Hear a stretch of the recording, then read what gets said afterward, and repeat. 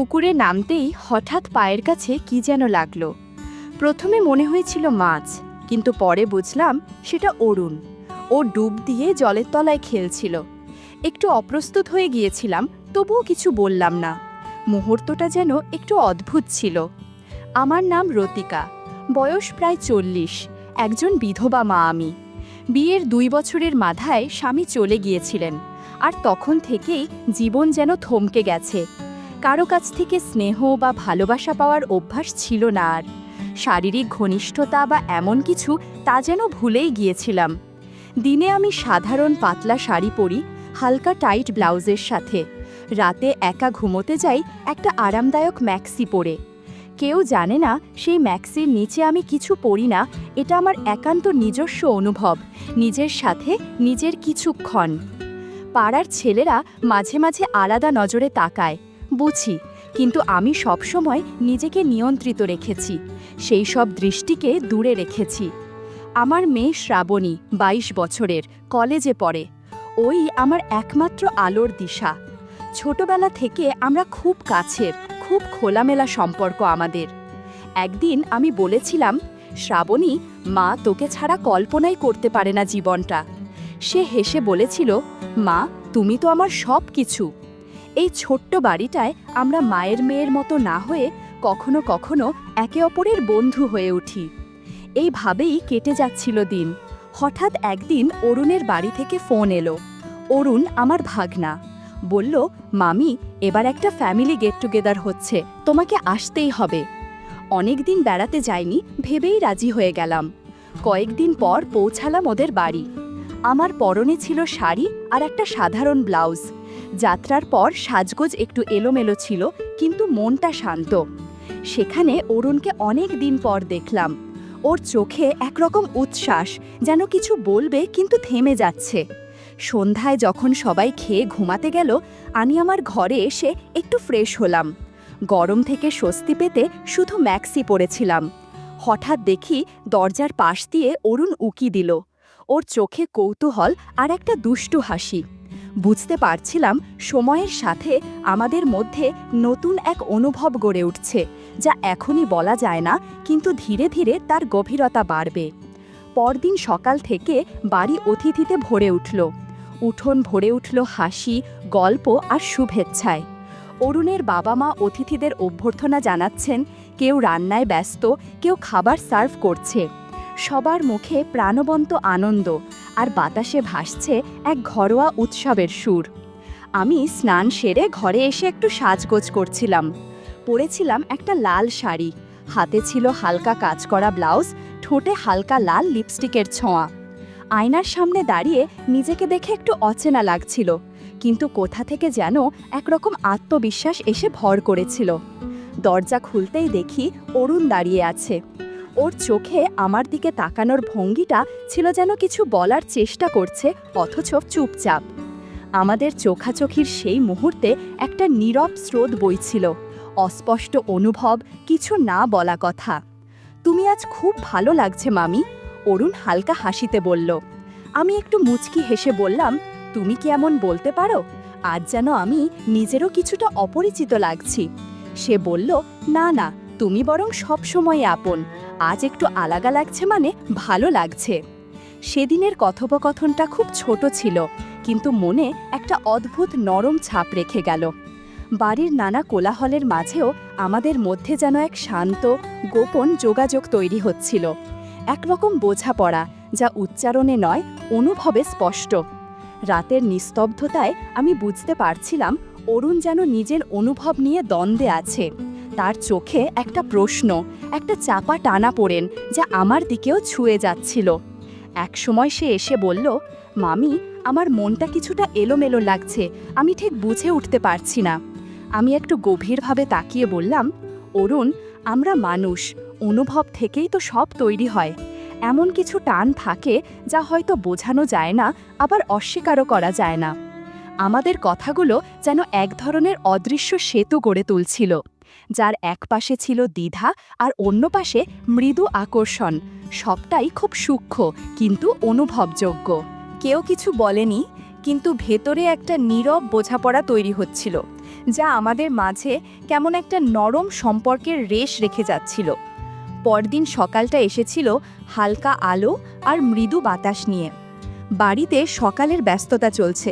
কেউ চায়ের কাপ দিচ্ছে, কেউ রান্নাঘরে, কেউ উঠোনে অতিথিদের অভ্যর্থনায় ব্যস্ত।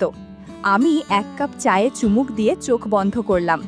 চারপাশের কোলাহলের মাঝেও নিজের মনে একটা শান্তি খুঁজছিলাম, যেমনটা অনেক দিন পাইনি। শ্রাবণী কলেজের কাজে ব্যস্ত, অরুণও যেন কিছুটা চিন্তামগ্ন। বিকেলে হঠাৎ ও আমাকে নৌকায় ঘুরতে ডাকল। অনেক দিন পর নদীর শান্ত পরিবেশে বসেছিলাম। চারপাশে ঠান্ডা বাতাস, গাছের ছায়া, পাখির ডাকে এক অন্যরকম প্রশান্তি। নৌকার হালকা দোলায় আচমকা আমার আঁচল একটু সরে গেল। আমি খেয়াল করিনি, কিন্তু অরুণ দেখেছিল। ওর চোখে একটা মুহূর্তের অস্বস্তি, যেন ভেতরের কিছু ভাবনা চেপে রাখতে পারছে না। মামি, আপনি জানেন নদীর মতোই আপনি অনেক গভীর, ও বলল একরকম ভাবলেশীন কণ্ঠে। আমি হেসে বললাম, গভীরতা বোঝা সহজ নয়, বুঝতে সাহস লাগে।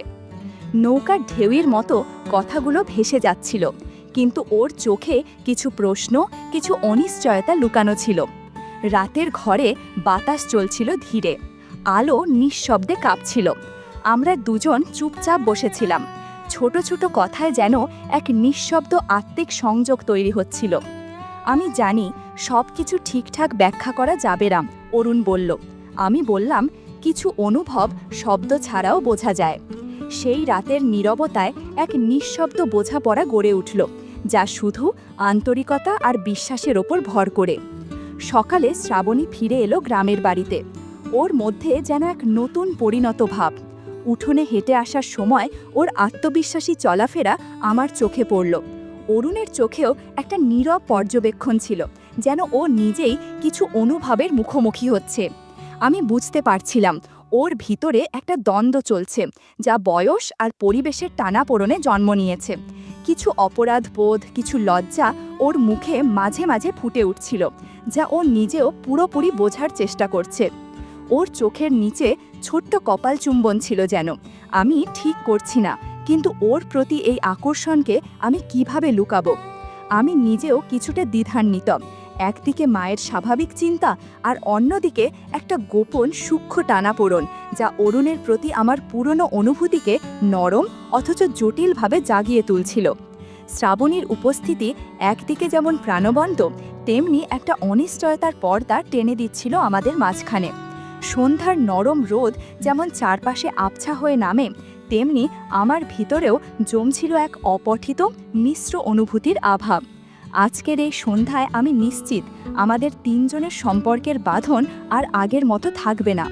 মনে হচ্ছিল এই টানাপোড়ন কেবল আমাদের দুজনের নয়, শ্রাবণীর চোখেও ছিল নিজের এক অদ্ভুত ভাবনার ছায়া। সন্ধ্যার ঠিক আগে আমরা তিনজনই বাগানে ছিলাম। অরুণ আর শ্রাবণী বসেছিল কলা গাছের ছায়ায়। শ্রাবণী একটা ছোট কাঠি দিয়ে কলা নামাচ্ছিল, আর অরুণের দৃষ্টি বারবার তার দিকে ফিরে যাচ্ছিল, মাঝে মাঝে এমন এক মনোযোগে যেটা হয়তো সে নিজেও বোঝে না। আমি কিছুটা দূরে দাঁড়িয়ে চুপচাপ দেখছিলাম। মনে হচ্ছিল শ্রাবণীর চলাফেরায় এক ধরনের সহজাত সৌন্দর্য আছে, যা অরুণের মনোযোগ কাড়ছে। যখন অরুণ একটি কলা তুলে শ্রাবণীর হাতে দিল, তাদের চোখে চোখ পড়ল এক মুহূর্তের জন্য, আর তাতেই যেন আটকে গেল সময়। শুনতে পেলাম তাদের খুনসুটি।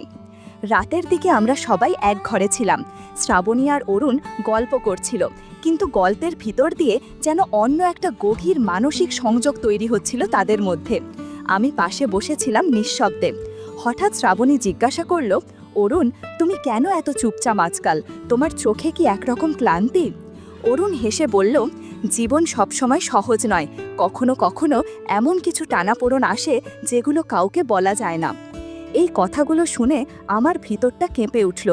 একদিকে কষ্ট, অন্যদিকে একটা গভীর কঠিন বোঝাপড়ার সম্ভাবনা, যেন সম্পর্কের পুরনো ব্যাখ্যাগুলো নতুন করে প্রশ্ন তুলছে আমার ভেতরে। আমার মনে হলো আজকের এই রাত আমাদের তিনজনের জীবনে এক অদ্ভুত বাঁক আনবে, যেখানে প্রেম, দ্বিধা আর বিশ্বাসের মধ্যে লুকানো কিছু অজানা অনুভূতি ধীরে ধীরে ফুটে উঠবে। ভোরবেলা অরুণের মা ঘর থেকে ডেকে উঠালেন, রতিকা, আজ পুকুরে মাছ ধরতে যাবি? তোরা তো শহুরে, এসব ধরতে পারবি তো? আমি হেসে বললাম, জানো না আপা, আগে তো আমিও গ্রামেই ছিলাম, ঠিকই পারবো। ভেতরে ভেতরে আমি বুঝে নিচ্ছিলাম অরুণও যাবে। এখন ওর চোখে এক ধরনের চঞ্চলতা দেখি, যা আগে ছিল না। শ্রাবণী এসার পর সেই দৃষ্টিগুলো আরও জটিল হয়ে উঠেছে। পুকুর পাড়ে গিয়ে দেখি বাঁশের ছিপগুলো রাখা, টিনের বালতিতে টোপ ভিজছে। আমি একটা ছিপ তুলে নিলাম। অরুণ পাশে এসে দাঁড়ালো। ওর মুখে চুপচাপ একটা হাসি, কিন্তু চোখে সেই পুরনো না বলা অনেক কিছু জমে আছে। আমি যখন পুকুরে পা দিলাম তখন খেয়াল করলাম ম্যাক্সির নিচে কাপড়টা পানির ছোঁয়ায় ভিজে গিয়েছে। কাপড় গায়ে লেগেছিল, নড়াচড়া করতে অস্বস্তি হচ্ছিল। হঠাৎ দেখি অরুণের দৃষ্টি আমার দিকে, চোখে এক ধরনের বিস্ময় আর গলায় হালকা কাঁপুনি। মামি, আপনি তো এখনো অনেক সুন্দর। আমি মুচকি হেসে বললাম, তোর মা শুনলে তোর পিঠে মাছ দিয়ে মারবে। হাসির আড়ালে একটা চাপা অস্বস্তি বুকের কোথাও জমে উঠল। আমি কিছু না বলেই ওর দৃষ্টি এড়িয়ে ছিপ ছুড়লাম জলে। ঘণ্টাখানেকের মধ্যে বেশ কিছু মাছ উঠে এলো। অরুণের মা আর শ্রাবণী মাছ নিয়ে বাড়ির দিকে রওনা দিল। আমি আর অরুণ পুকুর পাড়ে রইলাম। গায়ে কাদা লেগেছিল, তাই ভাবলাম একবার পুকুরেই একটু ধুয়ে নিই। পুকুরে নামতেই ঠান্ডা জলে এক ধরনের প্রশান্তি লাগছিল। ম্যাক্সি ভিজে গায়ে লেগে থাকলেও আমি সাবধানে ছিলাম। এমন সময় পায়ের কাছে কিছু একটা ঠেকলো। প্রথমে মনে হলো মাছ হবে, কিন্তু কিছুক্ষণ পর টের পেলাম অরুণ জলে ডুব দিয়ে এসেছে পাশে। ওর উপস্থিতি টের পেয়ে আমি খানিকটা লজ্জা পেলাম, তবে কিছু বললাম না। সবটা দৃশ্য যেন নিঃশব্দে একটা অদ্ভুত অনুভূতির জন্ম দিয়ে গেল। সেই দুপুরে বাড়ি ফিরে দেখি অরুণের মা কেমন একটা দৃষ্টিতে তাকালেন আমার দিকে। রান্নাঘর থেকে কারা যেন নিচু গলায় কথা বলছিল। দূর থেকেই টের পেলাম কোথাও যেন কিছু কানাঘুষো শুরু হয়েছে। আজকাল এসব শহরের মেয়েদের আচরণ ঠিক থাকে না। কারোর মন্তব্য আমার বুক ভারাক্রান্ত করল। নিজেকে সন্দেহ করলাম, আমি কি ঠিক আচরণ করছি? রাতে আয়নার সামনে দাঁড়িয়ে চুল এলোমেলো, চোখে অনিশ্চয়তা নিয়ে নিজেকে দেখছিলাম। সেই সময়ে শ্রাবণী এসে বলল, মা, আজ সকালে পুকুরে আপনি অরুণ ভাইয়ের সঙ্গে হাসছিলেন। আমি নিরপেক্ষ স্বরে বললাম, হ্যাঁ, অনেক দিন পর, তাই গল্প হচ্ছিল। শ্রাবণী চলে গেলে আয়নার দিকে তাকিয়ে মনে হলো এই বাড়িতেই আবেগগুলো যেন নিঃশব্দে ছায়ার মতো ঘুরছে। কিছু বললেই সন্দেহ, চুপ থাকলেই আরও প্রশ্ন। মনে জাগে এই মুহূর্ত কি শুধু একটুখানি, নাকি দীর্ঘায়ু হবার মতো? সন্দেহ আর সংকোচনের বাতাসে হাঁপিয়ে উঠছি। অরুণ যাকে ছোটবেলা কোলে ঘুম পাড়াতাম, এখন ওর চোখে ভিন্ন কোনো ভঙ্গিমা দেখি। পুকুরঘাটের সেই ঘটনার পর থেকে ও যেন নিজেকে গুটিয়ে নিয়েছে, চোখে দোষ, লজ্জা আর অপরাধবোধ। আমার নিজের ভেতরের অনুভবগুলো তো একসময় বন্ধ ছিল, ভয়, লজ্জা, চাপা চাহিদা। এসব কি ভুল পথ ধরে চলেছে? রাতে ঘুম আসে না। পাশে শুয়ে থাকা শ্রাবণীকে দেখি, ওর চোখে হয়তো মায়ের মধ্যে কিছু বদল দেখছে। মাঝে মাঝে তাকিয়ে আবার মুখ সরিয়ে নেয়। একদিন রাতে শ্রাবণী বলল, মা, তুমি কি ঠিক আছো? সে প্রশ্নে আমি স্তব্ধ হয়ে গেলাম, মুখ থেকে শব্দ জুড়ে ফেলতে পারিনি। আমি শুধু মেয়েটার কাঁধে সান্ত্বনার ভঙ্গিতে হাত রাখলাম। তার চোখে এক ধরনের শূন্যতা ছিল, যে শূন্যতা একজন মা হোক বা যে কেউ অগ্রাহ্য করতে পারে না। সেদিনই মনে মনে সিদ্ধান্ত নিই, সব কিছু স্বাভাবিক করতে হবে। ভুল হতেই পারে, কিন্তু সেই ভুল স্বীকার করে সংশোধনের দায়ও আমার। পরদিন সকালে ঘর ভর্তি আত্মীয় স্বজনের ভিড় ছিল, কিন্তু আমি একটা ফাঁক খুঁজে অরুণকে ডেকে বললাম, একটু কথা বলবি? সে মাথা নিচু করে আমার পেছন পেছন এলো। আমরা বারান্দায় বসলাম। বাতাসে আমের হালকা গন্ধ, দূর থেকে ভেসে আসছে রান্নার গন্ধ। আমি শান্ত স্বরে বললাম, তুই নিজেকে দোষ দিচ্ছিস, আমি জানি, আমিও কষ্টে আছি, কিন্তু ভুল করে ফেললে সেটা চেপে রাখা মানে আরও ভুল বাড়ানো। চল, আমরা নিজেরা বদলে যাই। যা হারিয়েছি সেটা আর ফিরবে না, কিন্তু সামনে যা আছে তা গড়ার সুযোগ এখনও আছে। অরুণ চোখ মুছল, বলল, মামি, আমি চাই আপনি আমাকে শুধু সম্মান দিন। আপনি সবসময় আমার জীবনে একজন বড় মানুষের মতো থাকবেন। আমি শ্রাবণীকে। ওখানেই থেমে গেল সে, কিন্তু তার থেমে যাওয়ার ভেতরেই যেন অনেক কথার ইঙ্গিত ছিল, হয়তো একটা নতুন সূচনার। সেদিন সন্ধ্যায় আমি শ্রাবণীকেও আলাদা করে ডেকে বসলাম। ওর চোখে চোখ রাখতেই বুঝলাম কোনো অভিযোগ নেই, বরং বোঝাপড়ার একটা আকাঙ্ক্ষা আছে। ও বলল, মা, তুমি হয়তো সব বলো না, কিন্তু আমি সব টের পাই।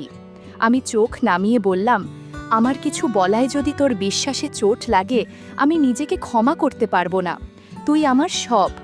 শ্রাবণী আমার হাত ধরে বলল, তুমি আমার মা। মারা মানুষ ভুল করতেই পারে, কিন্তু তারা ছোট হয়ে যায় না। তুমি আজও আমার শক্তি। সেই মুহূর্তে যেন মন থেকে অনেক দিনের দুঃখ আর জটিলতা সরে গেল। সম্পর্ক শুধু রক্তের বাঁধন নয়, সমঝোতা, ক্ষমা আর ভালোবাসার আশ্রয়েই তা টিকে থাকে। রাতের শান্ত আলো ঘর জুড়ে ছড়িয়েছিল।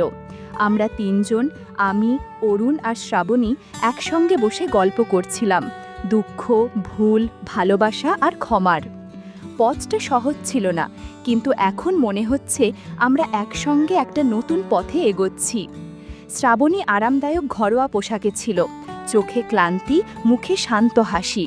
ও আর অরুণের মধ্যে এখন বোঝাপড়া আছে, সন্দেহ নয়। আমি নিজেকে আবার নতুন করে গড়ছি, ভেতর থেকে শক্ত হচ্ছি। আমি বুঝতে পারছি ভালোবাসা মানে শুধু অনুভূতি নয়, বরং সম্মান, বিশ্বাস আর সাহসের গল্প। পরিবার আবার একসঙ্গে। পুরনো ভুল ভুলে নতুন করে বাঁচার প্রতিজ্ঞা করেছি আমরা সবাই। এখন থেকে আমাদের পথ চলা হবে বিশ্বাস আর শ্রদ্ধার ভিত্তিতে, যেখানে ভালোবাসা মানেই নিরাপদ আশ্রয়।